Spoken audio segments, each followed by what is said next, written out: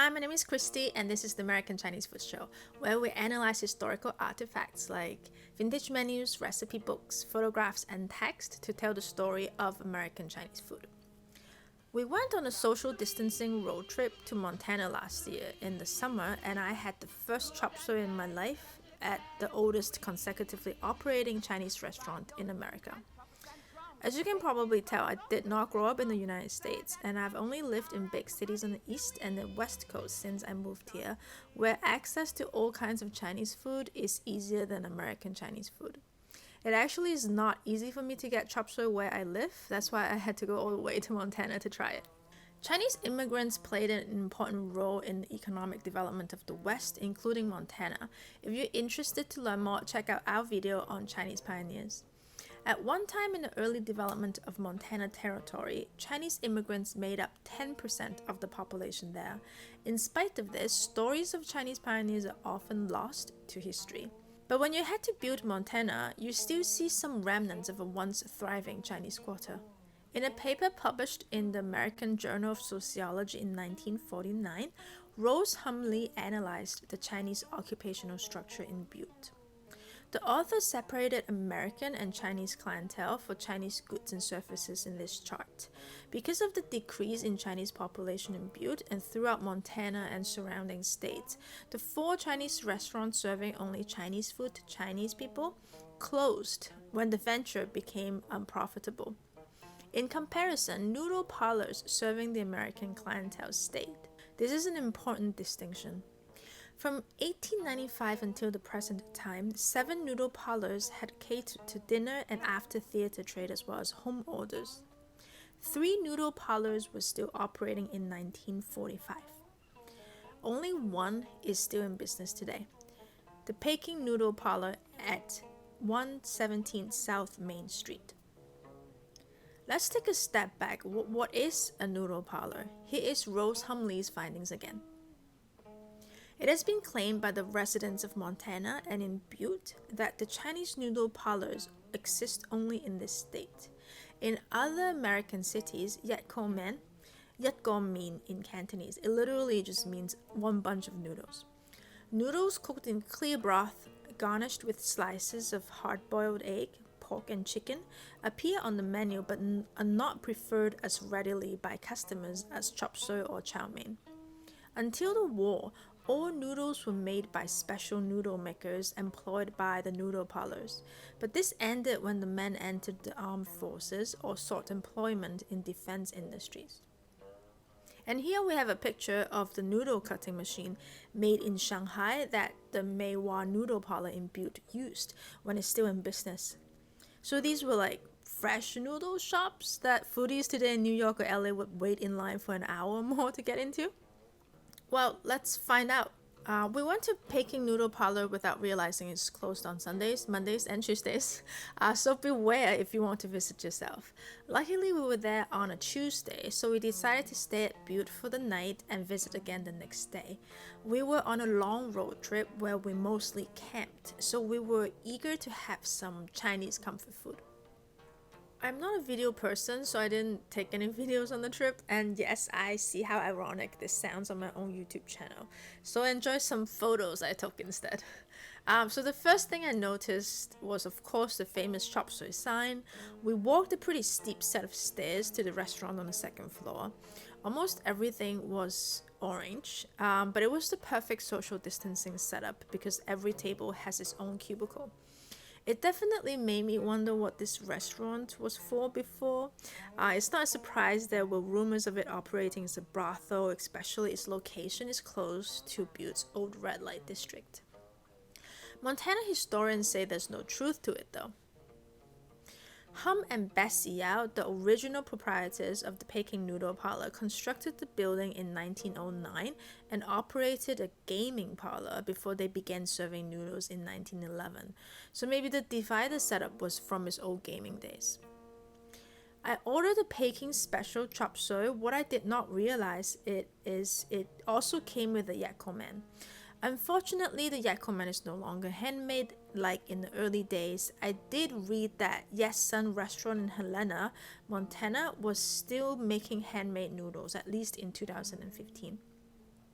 So instead of the thick handmade noodles, we got Shanghainese style plain noodles, yangchun mian, sprinkled with some scallion in a clear broth that doesn't taste much.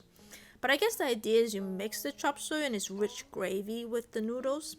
In the chop suey, there were shredded chicken and barbecue pork, along with chop suey usuals, celery, and bean sprouts. The celery and bean sprouts were overcooked to the point they were mushy. Instead of vegetables cooked fresh for every dish, it seems like they just have a pot of chop suey stew on low simmer in the kitchen for the entire day, and it's used as a kind of fit-all sauce for many dishes on the menu. The gravy tasted like cheap soy sauce. The color wasn't very appealing either, in like a greenish brown. The barbecue pork and chicken was stale and tasteless. I did finish the entire bowl of noodles though. Looking at the menu, the categories are relatively similar to what we see today at American Chinese restaurants.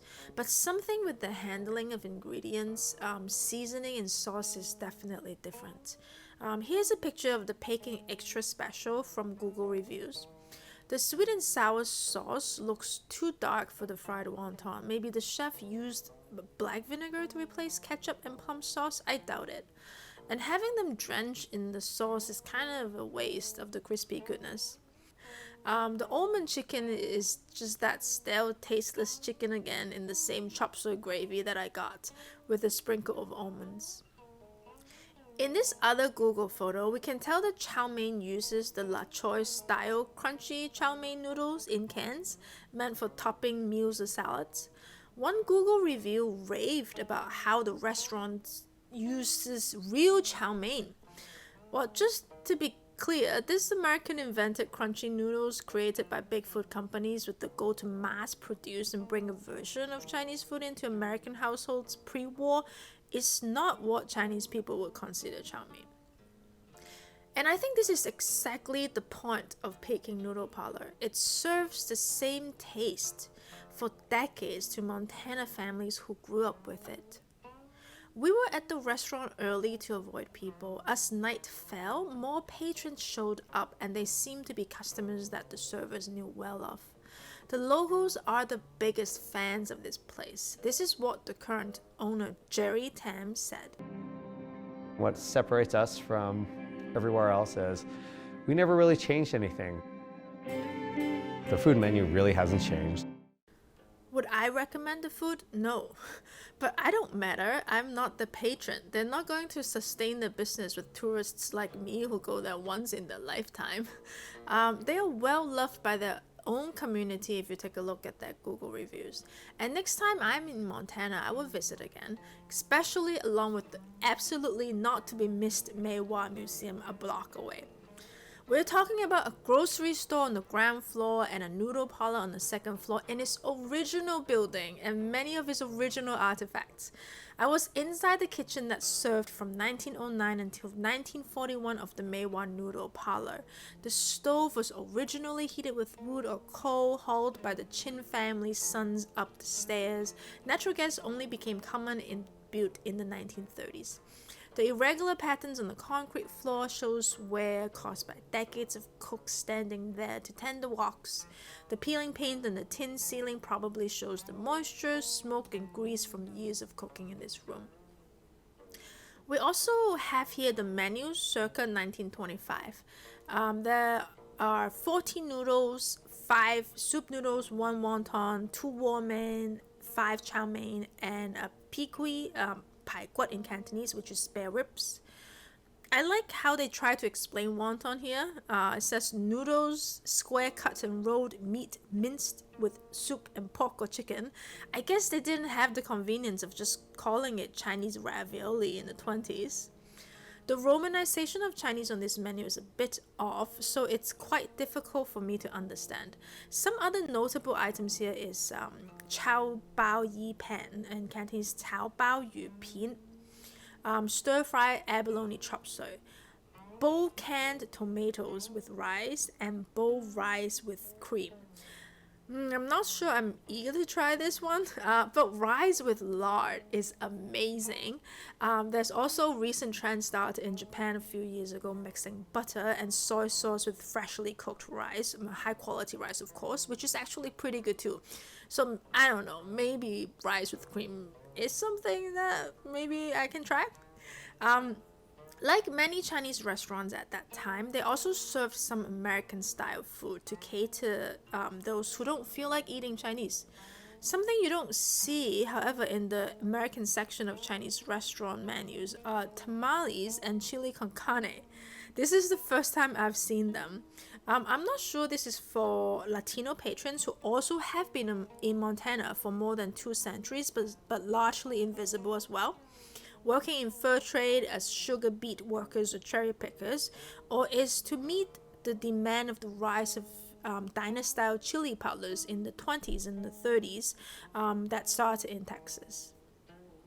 Well, this concludes our trip in Butte, Montana. I highly recommend making a trip out there if you are in the area. I hope you like this episode and I get to visit more Chinese restaurants that have been around for a long time. If you like our content, subscribe to our channel. See you soon.